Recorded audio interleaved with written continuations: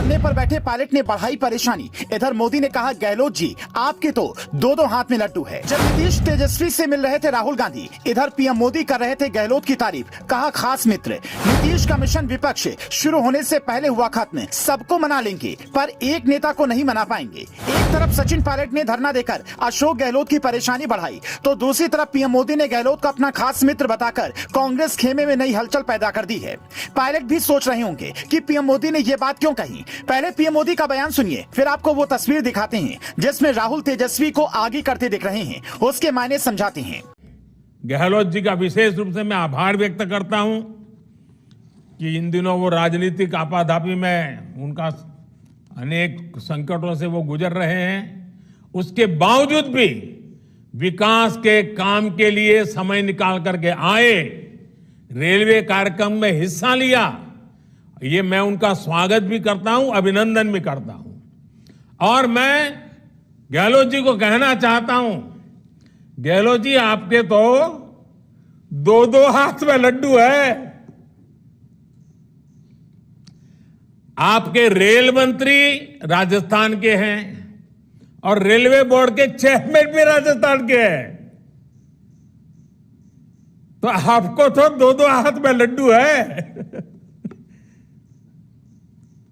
और दूसरा, जो काम आजादी के तुरंत बाद होना चाहिए था अब तक नहीं हो पाया, लेकिन आपका मुझ पर इतना भरोसा है, इतना भरोसा है कि आज वो काम भी आपने मेरे सामने रखे हैं। आपका ये विश्वास, यही मेरी मित्रता की अच्छी ताकत है।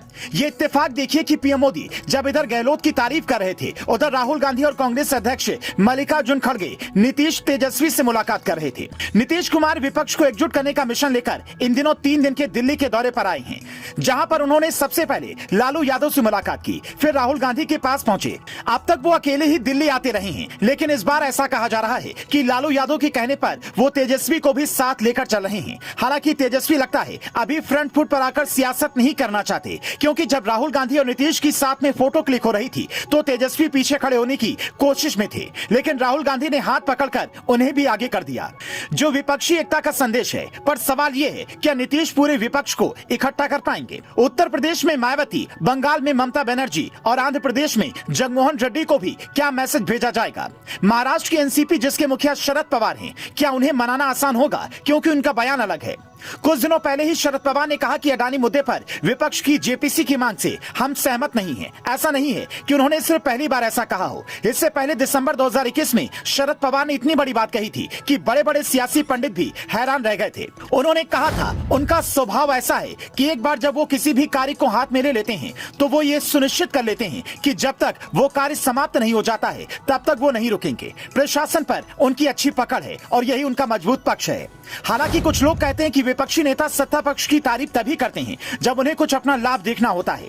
फिलहाल शरद पवार के केस में कुछ ऐसी कहानी नहीं दिखती, पर लोग इस बात पर भी सवाल उठा रहे हैं कि अजीत पवार ने जैसे ही बीजेपी की तारीफ शुरू की, उन पर ईडी का शिकंजा कसना कम हो गया। और बीते दिनों ईडी ने एक केस में जब चार्जशीट दाखिल की तो उसमें अजीत पवार का नाम नहीं था। पीएम मोदी खुद कहते हैं कि ईडी और सीबीआई को किसी से डरना नहीं है। सीबीआई को खुले मंच से मोदी ने कहा था कि आप भ्रष्टाचारियों को जेल में डालो, किसी को छोड़ना मत। फिर क्या जांच की शुरुआत अलग दिशा में चली जाती है? यह बात कुछ और है। आपको क्या लगता है, नीतीश एकजुट विपक्ष बना पाएंगे या 2024 में भी विपक्ष का बुरा हाल होने वाला है? कमेंट में बता सकते हैं।